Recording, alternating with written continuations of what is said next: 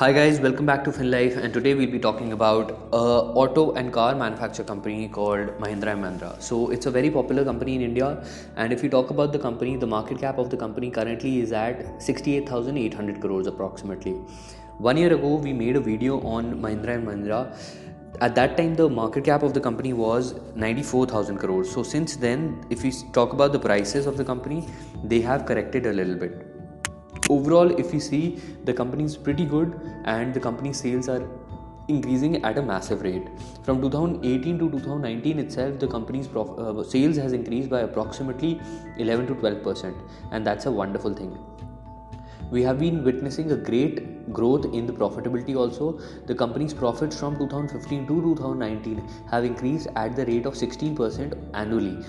Similarly, the earning per share of the company has also increased at the rate of 16% every year.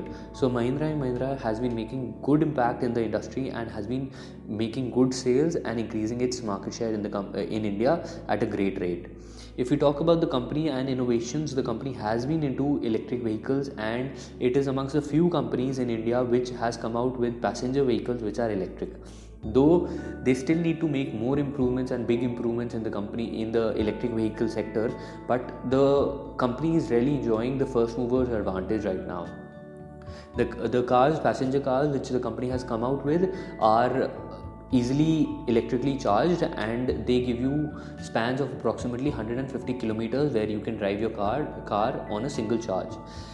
That's a wonderful thing. The company has got into such an electric sector. If you talk about the growth in the earning per share, it's been growing at the rate of 16%.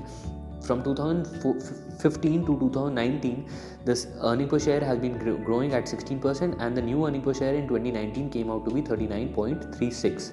Though it did decrease a little bit from 2018 because the whole auto sector got a bad impact, and people were not really buying cars, and we even saw some correction in the stock prices of auto sectors, like for example Maruti, Eicher. All these stocks did correct a little bit. Overall, if we extrapolate this by the rate of 16%, at the rate of 16% from 2019 to 2024, we can expect the new earning per share in 24 coming out to be 81.70. Historically, the price has been moving between a range of approximately 579 to 900 levels. So if we see the price band in which the stock has been moving, the PE band in which the stock has been moving, that has been 15.52 and 31.89. So overall, we are expecting that it will somewhere be within this range only over the next 5 years also. So in order to calculate future prices, we'll just have to multiply the lowest PE by the future expected earning per share of the company, that is 81.70, by 15.52. So that will deliver us that the stock can zoom up to approximately 1268 rupees over the next 5 years. Further, that is on the lower side, and on the higher side, the price of the stock can zoom up to 2605. So if something like this happens, the stock will be delivering you returns of 18 to 37% over the next 5 years. The current stock rate is 545 rupees. Overall, the auditors of the company are BSR and Company Limited. So these are amongst the top 10 auditors in India. So on ethical parameters, we would definitely say Mahindra and Mahindra is good.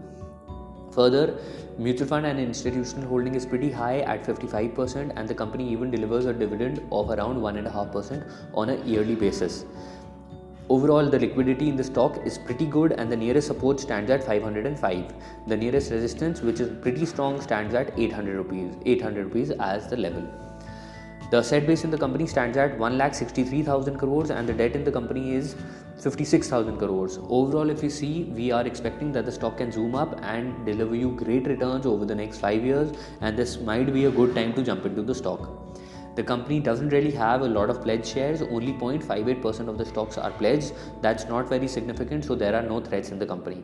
Overall, you can jump into the stock and buy the stock.